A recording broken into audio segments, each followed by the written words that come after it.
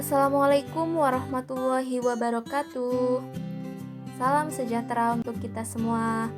Om Swastiastu, Namo Buddhaya, salam kebajikan. Oke, hari ini kita akan belajar mengenai masyarakat desa dan perkembangannya. Bersama saya, Anatul Afifah, dan rekan saya Amri Syarof Lazwardi.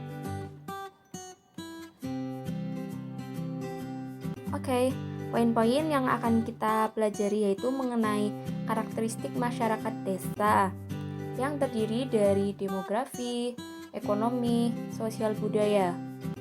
Kemudian kita juga akan membahas mengenai tipologi masyarakat desa.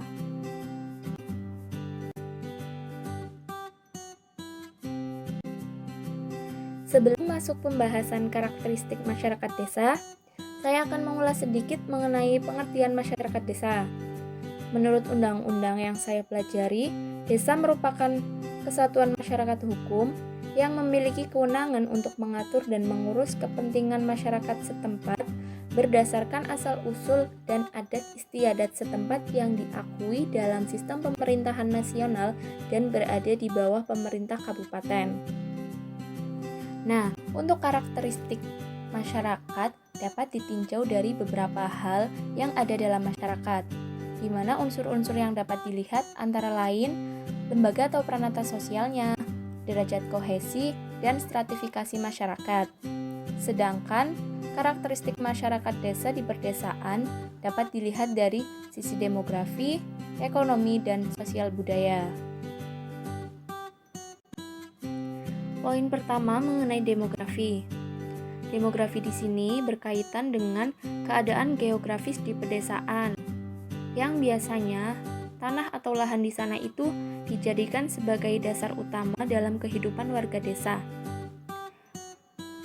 Kondisi lahan di sana itu biasanya memiliki karakteristik yang dijadikan sebagai lahan pertanian yang banyak atau sedikit menggunakan sistem tradisional. Yang kedua, tidak proporsional mengenai kepemilikan, kekayaan, dan pendapatan. Ketiga, input dalam penggunaan lahan tidak didapat dengan mudah oleh petani. Jika pernah, mereka pun tidak memiliki kontrol setiap saat. Pertanian mulai berubah seperti dalam teknologi, kepemilikan lahan, struktur, kemampuan, dan skill kecakapan.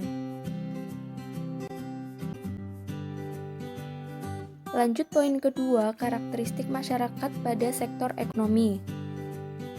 Pada masyarakat pedesaan, mata pencaharian itu bersifat homogen yang berada di sektor ekonomi primer. Yang di sini itu dijelaskan bertumpu pada bidang pertanian. Kehidupan ekonomi tergantung pada usaha pengelolaan tanah untuk keperluan pertanian, peternakan, dan termasuk juga perikanan darat.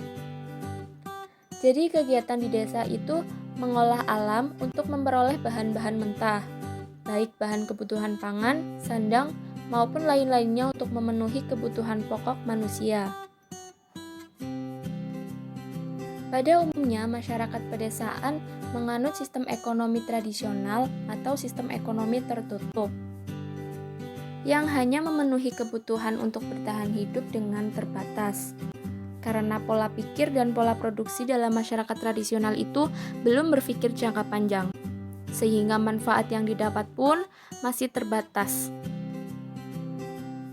Dalam proses produksi tradisional, umumnya laki-laki itu mengerjakan pekerjaan berat seperti pengolahan tanah, dan untuk perempuan biasanya mengerjakan pekerjaan yang lebih ringan, seperti membantu saat panen dan lain sebagainya. Dan karakteristik masyarakat desa dari sosial budayanya. Biasanya kehidupan di desa itu mengatur masyarakat sekitar, seperti ada kelompok informal dan kelompok formal.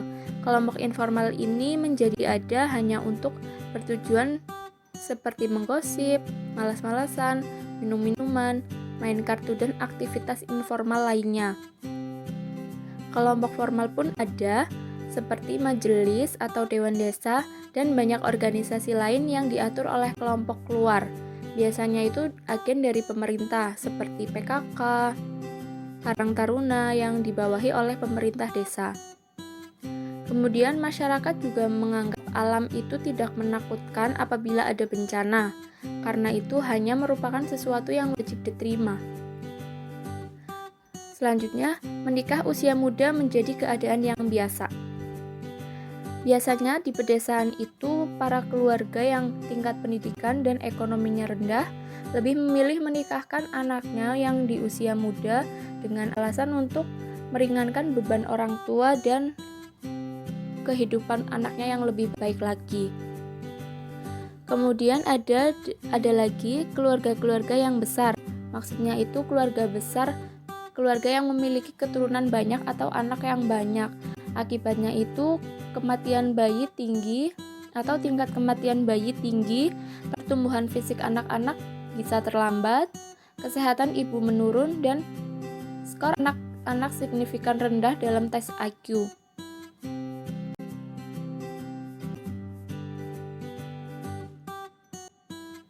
Slide yang terakhir menjelaskan mengenai tipologi masyarakat desa. Tipologi dari masyarakat desa dapat dilihat dari kegiatan pokok yang ditekuni masyarakatnya untuk memenuhi kebutuhan hidup sehari-hari. Selain itu, tipologi desa bisa dilihat dari segi pemukiman maupun tingkat dari perkembangan masyarakat desa itu sendiri. Dilihat dari segi mata pencaharian pokok yang dikerjakan. Tipologi masyarakat desa terbagi menjadi dua, yaitu desa pertanian dan desa industri.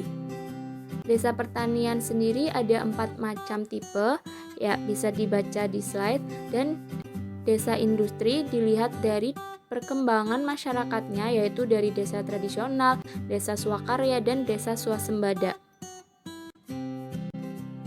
Demikian pemaparan materi dari kelompok 2. Banyak kesalahan kami mohon maaf. Dan selanjutnya diskusi di grup WhatsApp ya teman-teman.